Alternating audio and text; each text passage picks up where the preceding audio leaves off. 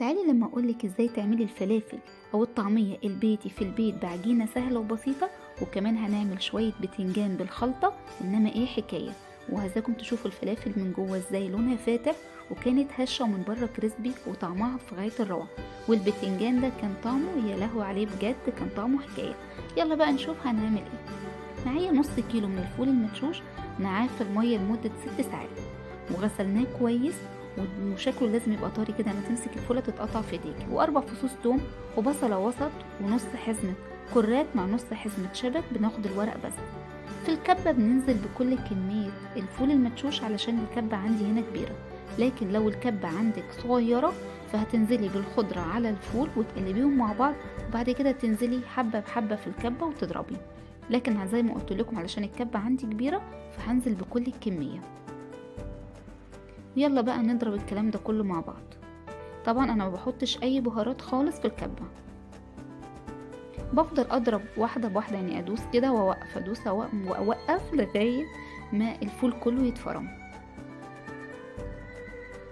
بعد ما اتفرم الفول بالشكل ده مع الخضرة هبدأ ازود شوية مية علشان تسهل معايا الضرب. بصوا بوريكم اللي هنا، يعني كوباية كانت صغيرة واخدت ربعها.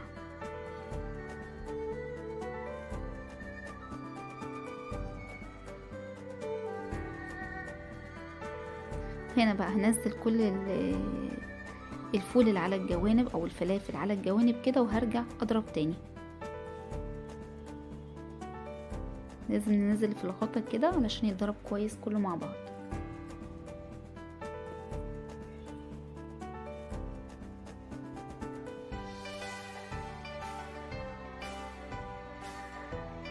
هنا حسيت برضو لا لسه العجينة كده مش يعني عايزاها تبقى طرية شوية عن كده، فزودت شوية مية كمان.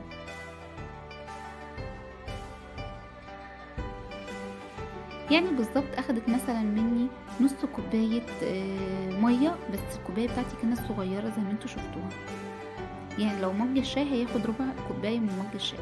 هنا شايفين منظر الفلافل ازاي اتفرمت وبقت ناعمة، ولو حابين تنعموها اكتر من كده يعني اضربوا كمان فيها شوية، بس انا بالنسبة لي كده القوام بتاعها مظبوط. وشايفين لونها ازاي فاتح. ما تكتروش الخضرة علشان كل ما هتكتروا الخضرة لونها يغمق، ولما تيجوا تقلوها هيبقى من جوه قلبها لونه غامق يعني. فكده ده اللون المظبوط للفلافل.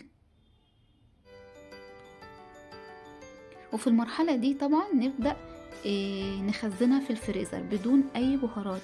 ما بنحطش البهارات غير في وقت القلي، لكن طول ما هنخزنها بنسيبها زي ما هي كده من غير بهارات، وبقلبها من تحت لفوق كده زي ما انتوا شايفين علشان ما تهبطش معانا، فبنقلبها من تحت لفوق. شايفين بجد كان قوامها جميل جدا وهشة جدا ولذيذة، وشايفين لا بجد تحفة. وهتشوفوها كمان لما نقليها مع بعض هيبقى منظرها عامل ازاي.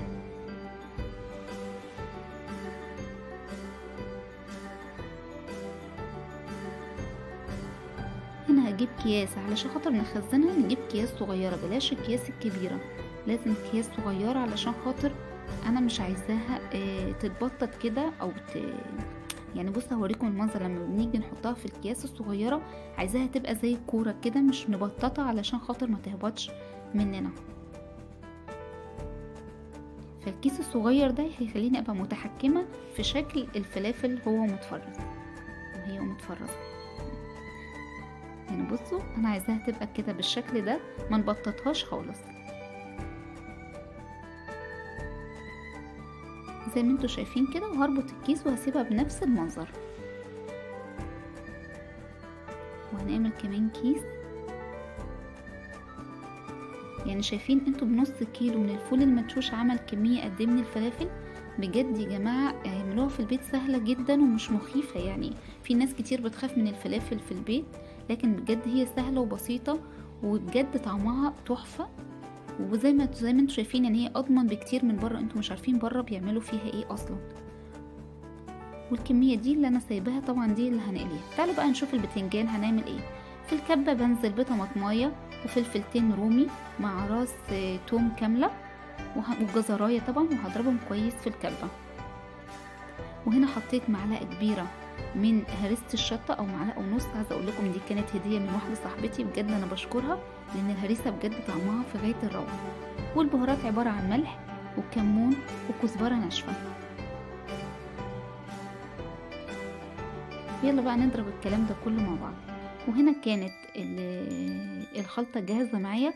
طبعا باقي الموجود في الكبة مش هسيبه كده، هنزل عليهم بمعلقتين كبار من الخل وارجهم بالشكل ده وننزل بيهم على الخلطة.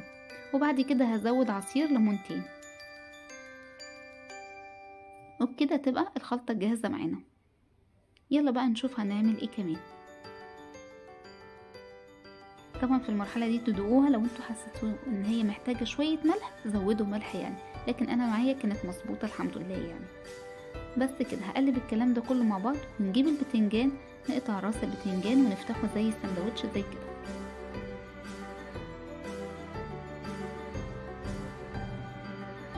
في صينية بقى نبدأ نحشي البتنجان بالخلطة الحلوة الجامدة دي ونبدأ نرص في الصينية.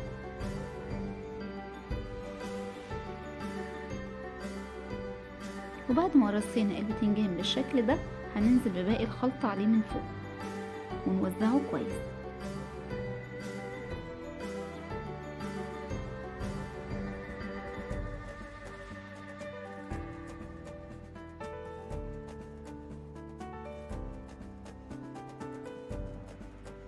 بعد كده هجيب ورقة زبدة، لا نسيت، هنحط زيت الأول، لازم ننسى حاجة مش عارفة ليه كده.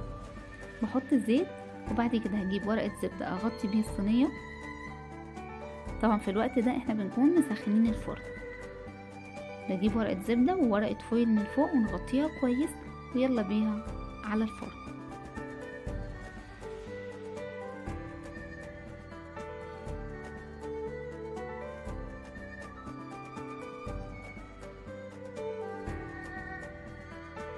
يلا بقى نشوف هنعمل ايه في الفلافل. هنزل على الفلافل بشعراية بسيطة من الكربونات، وهظبط طبعا البهارات. هنزل برشة من الكمون ورشة من الكزبرة الناشفة، وطبعا الملح على حسب ذوقكم وحيائكم طبعا.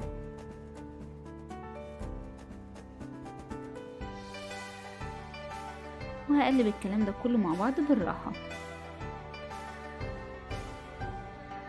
زي ما انتوا شايفين. انا بقلبها من تحت لفوق علشان ما تهبطش معانا.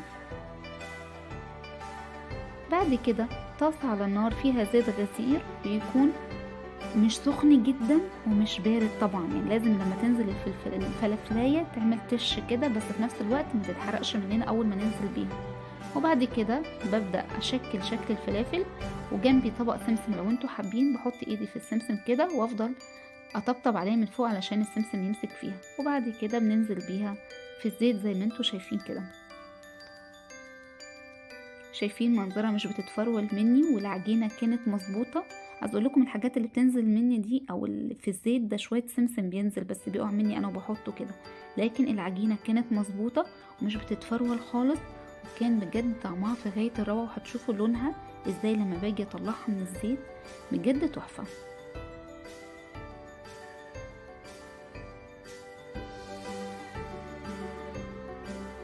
شايفين المنظر ولا اللون؟ بجد حكاية. وبنطلعها طبعا على مناديل مطبخ. عايزه اقول لكم صدقوني هي ما كانتش اصلا شاربه زيت اصلا.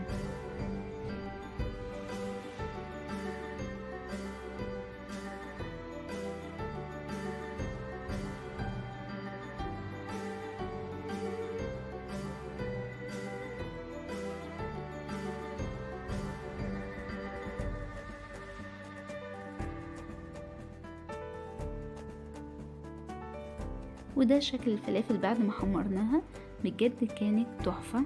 وشايفين البتنجان بعد ما طلع من الفرن ازاي، بجد حكاية. ويلا ظبطي سندوتشاتك فلافل وبتنجان وطماطم، وبجد كانت وصفة رائعة. لايك وشير وسبسكرايب للقناة وفولو لصفحة الفيسبوك. باي باي.